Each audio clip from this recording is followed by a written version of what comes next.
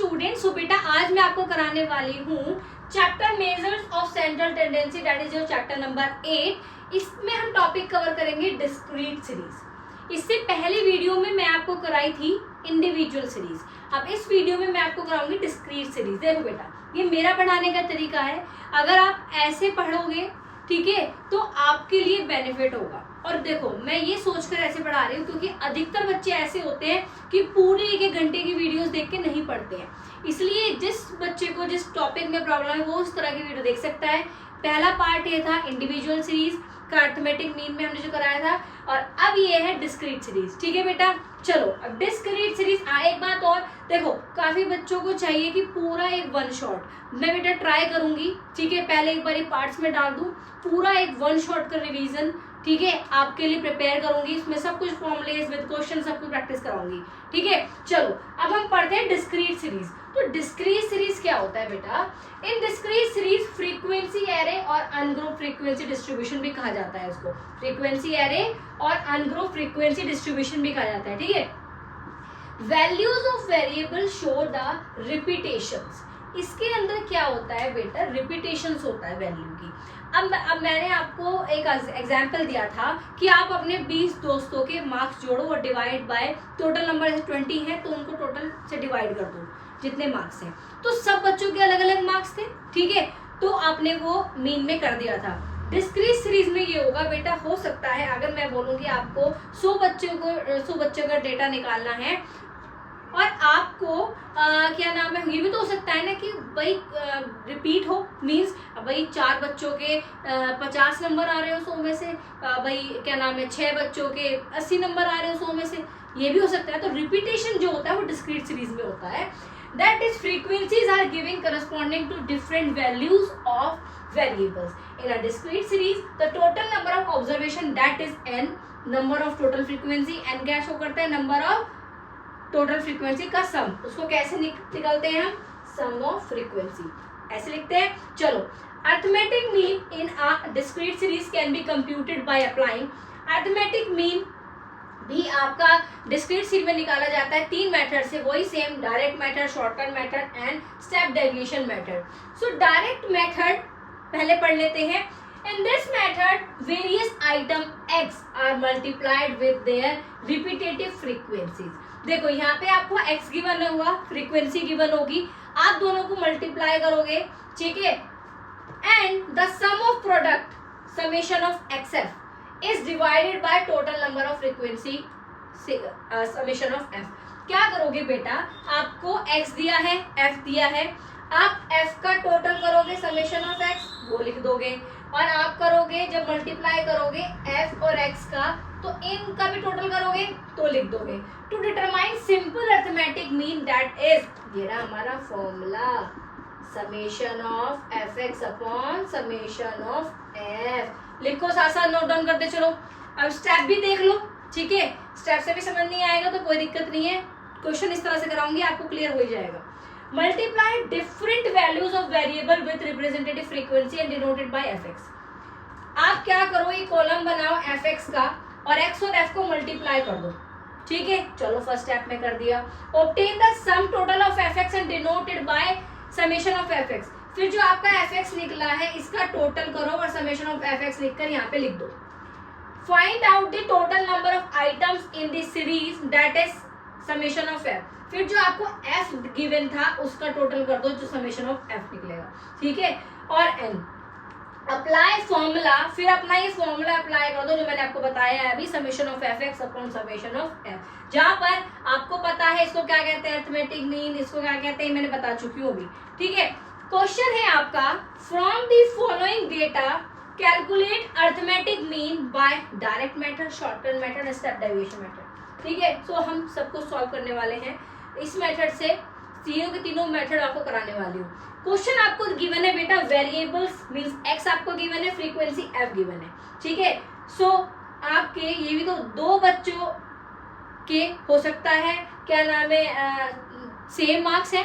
ठीक है, same marks है, 10 मार्क्स है, ऐसे भी हो सकता है। तो गिवन है 2 पे 10, 3 पे 10, 4 पे 11, 5 पे 8, 6 पे 6, 7 पे 4, 8 पे 3 और 9 पे 2। अब क्या सॉल्यूशन निकालोगे? मैंने स्टेप क्या समझाया था कि आप एक कॉलम बनाओ fx का, ठीक है, ये सॉल्यूशन है आपका, ये क्वेश्चन है ऊपर, और आप एक कॉलम बनाओ fx का, फिर क्या करो, इन दोनों की मल्टीप्लाई कर दो, मीन्स f और x की मल्टीप्लाई कर दो।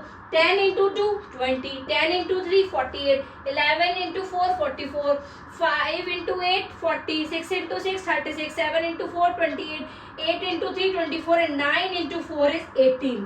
ठीक है, फिर आपने क्या करा, फ्रीक्वेंसी का टोटल निकाल लो।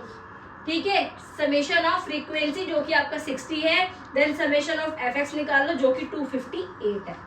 फिर इस फॉर्मूले में पुट कर दो जो मैंने आपको यहाँ पे कराया है, पुट कर सकते हो, बहुत इजी है। चलो आपने पुट कर दिया, 258 डिवाइड बाय 60 जो कि आ गया आपका 4.3।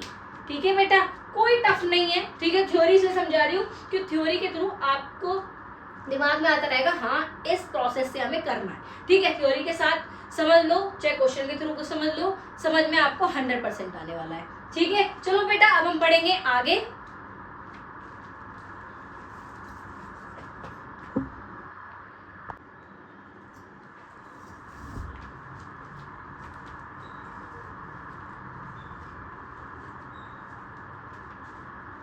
अब मैं आपको कराती हूँ बेटा आपका shortcut method. This method can also be used to calculate the mean in discrete series। ठीक है, यस इसको भी कैलकुलेट कर सकते हैं। और एक और इसकी खास बात है कि ये बहुत सेव करता है। ठीक है, जो स्टेप क्या है इसके, first is denote the variable as x and frequency as f। ठीक है, आपको पता है, तो बेटा वेरिएबल को हम x लिखते हैं एंड फ्रीक्वेंसी को हम f लिखते हैं। Second is decide any item of this series as assumed mean. Assumed mean पता है आपको, जो भी एक्स वाली आइटम्स हैं, ऑब्जर्वेशंस हैं, उनमें से आप कोई भी एक वैल्यू उठा लो जिसको हम बोलते हैं assumed mean. Preferably some variables that is a complete number and lies in the middle. ठीक है, third is calculate the deviation d आपको पता है कैसे कैलकुलेट करते हैं, x माइनस ए करा चुकी हूँ, of items from assumed mean A and calculate x minus A. ठीक है, जो x वाली आइटम है और जो आपने एज्यूम्ड किया है उसमें से माइनस कर दो फॉर ईच। ठीक है, fourth is multiply the deviation D with the respective frequency. अब आपका जो डी है, डी को अपनी फ्रीक्वेंसी के साथ मल्टीप्लाई कर दो and obtain the total to get summation of f d. ठीक है, टोटल कर दो उसका जो आपका समेशन ऑफ एफ डी आएगा। Fifth point is find out the total number of item in the series. ठीक है, मतलब समेशन ऑफ एफ आपका कितना है वो आप निकालो। सो सिक्स्थ इज फॉर्मूला को अप्लाई कर दो। क्या फॉर्मूला है अभी नोट डाउन करो, A plus summation of f d upon summation of f. चलो निकालते हैं। आपको वेरिएबल दिए हुए हैं बेटा यहाँ पे x और ये f। ठीक है, सो आप क्या करोगे, सॉल्यूशन जब निकालोगे x की वैल्यूज लिख लोगे, f की वैल्यूज लिख लोगे, फिर f की वैल्यूज के बाद आप समेशन करोगे f का। ठीक है, टोटल करोगे 10 plus 16 plus 11 plus 8 plus 6 plus 4 plus 3 plus 2 आपका आ रहा है 60। ठीक है, पहले ही मेथड से जो किया था उसमें भी 60 आ रहा था। अब आप निकालोगे मेरे बेटा डी। डी कैसे निकालते हैं, x माइनस ए। अब कोई भी वैल्यू आप इसमें से एज्यूम्ड कर लो। आपने कौन सी वैल्यू एज्यूम कर ली, आपने कर लिया एज्यूम 5। ठीक है, ठीक है बेटा, अब आप निकालोगे डी। डी कैसे निकालोगे, x माइनस ए, आपने ए क्या किया हुआ एज्यूम 5। तो बेटा क्या करोगे, आप माइनस करोगे। ठीक है, x में से मतलब आपका ये हुआ 2 माइनस 5। ठीक है, अब ये हुआ आपका 3 minus 5, 4 minus 5, 5 minus 5, 6 minus 5, 7 minus 5, 8 minus 5 and then आपका 9 माइनस 5। तो आपकी ये वैल्यू आएगी। ठीक है, सो ये निकाल दिया आपने डी। अब देखो एक चीज है कि आपकी जो डी की वैल्यू होगी वो बेटा आपकी नेगेटिव भी हो सकती है और आपकी पॉजिटिव भी हो सकती है, इस बात का ध्यान रखना।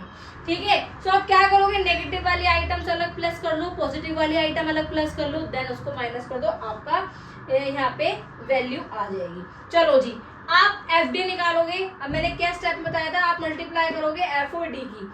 आपका डी निकल के आ गया, एफ आपके पास है, तो -3 मल्टीप्लाई बाय 10। ठीक है, ये ना -3 मल्टीप्लाई बाय 10 ये आएगा, -2 मल्टीप्लाई बाय 16 देन आपका -1 मल्टीप्लाई बाय 11, ऐसे आप करके आपकी वैल्यू आ जाएगी -30, -32, -11, 0, 6, 8, 9, 8। समेशन एफ डी आपका आ गया -42, ऐसे निकालना है, माइनस वाले आइटम प्लस करो, प्लस वाले आइटम प्लस करो, देन उसको माइनस कर दो, आपकी वैल्यू आ जाएगी।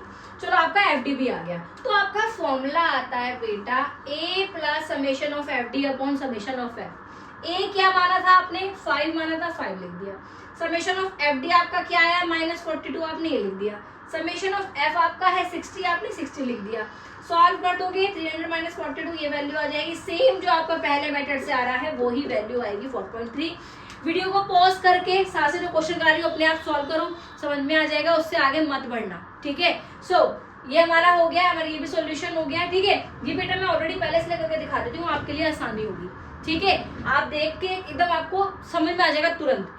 आगे एक बार आपको समझ में आ गया, देन आपकी अलग एक सेपरेट वीडियो बनाऊंगी, इसमें आपके क्वेश्चन भी प्रैक्टिस कराऊंगी, ठीक है। चलो अब आपका ये भी खत्म हो जाता है हमारा। नेक्स्ट आपका इसका मेथड अब मैं कराऊंगी स्टेप डेविएशन मेथड। इसका स्क्रीनशॉट लो बेटा, इसको नोट डाउन करो।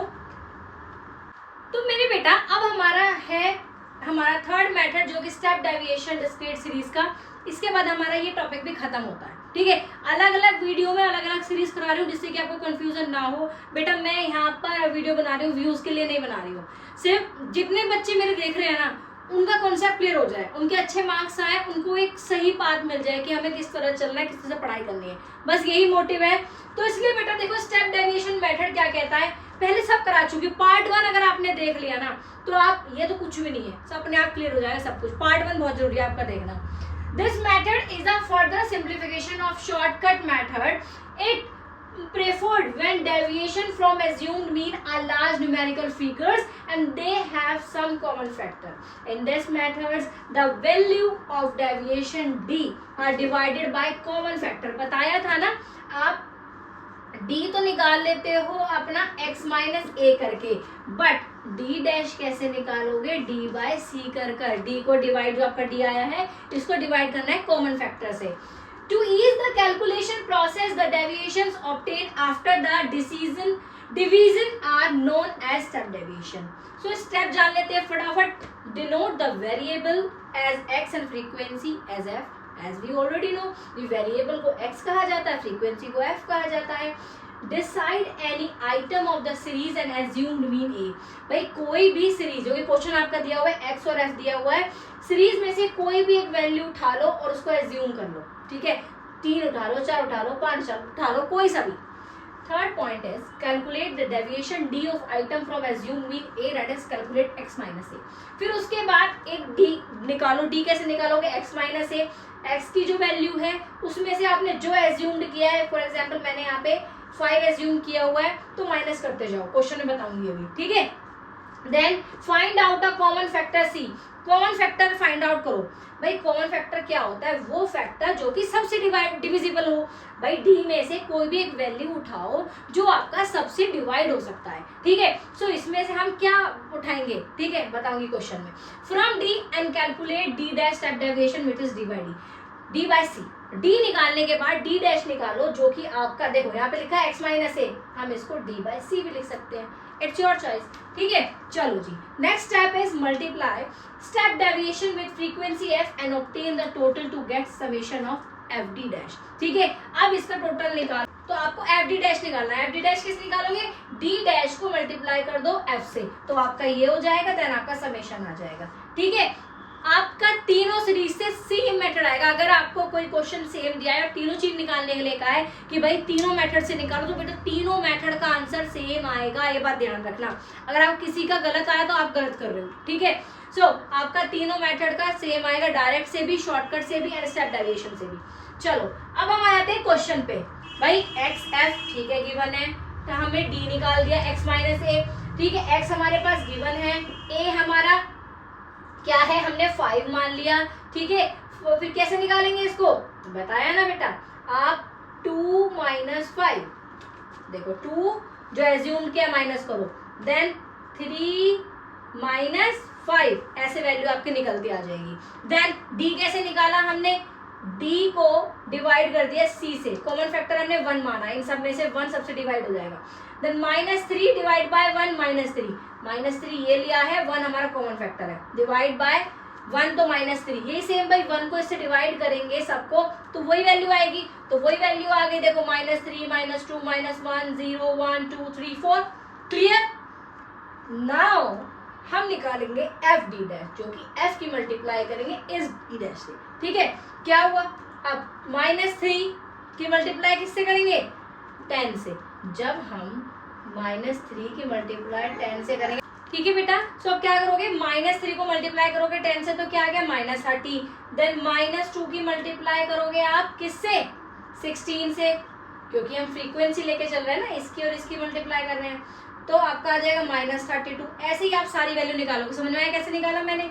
अब आता है बेटा फॉर्मूले की बारी। इस फॉर्मूले को लिख लो, a plus summation f d dash upon summation of f into c, क्योंकि 5 प्लस आपका वैल्यू 5 आपकी क्या है? एज्यूम किया था ना आपने 5 ये रहा। देन आपका इसका टोटल क्या है? -42। इसका टोटल क्या है आपका? 60, क्योंकि सब में हम निकालते हुए आ रहे हैं, इसका टोटल 60 है।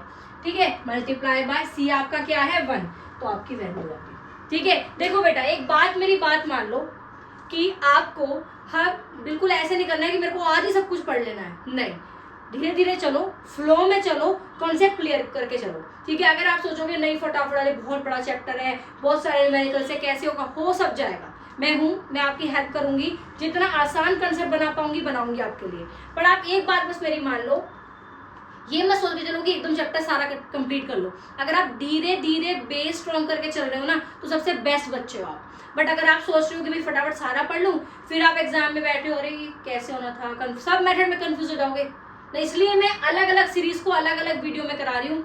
पार्ट 1 में इंडिविजुअल कराई थी, इंडिविजुअल सीरीज, यहाँ पे डिस्क्रीट सीरीज करा रही हूँ, देन पार्ट 3 में थर्ड सीरीज कंप्लीट कराऊंगी। ठीक है, चलो आई होप बेटा आपको क्लियरली समझ में आ गया होगा। सो मेरे बेटा इसका स्क्रीनशॉट लो, नोट डाउन करो, और अभी के अभी इस वीडियो कंप्लीट करने के बाद तीनों फॉर्मूले जो मैंने आपको सेम क्वेश्चन से कराए हैं, इसको अभी प्रैक्टिस करो। ठीक है, नोट डाउन करो, नोट साथ साथ बना के चलो।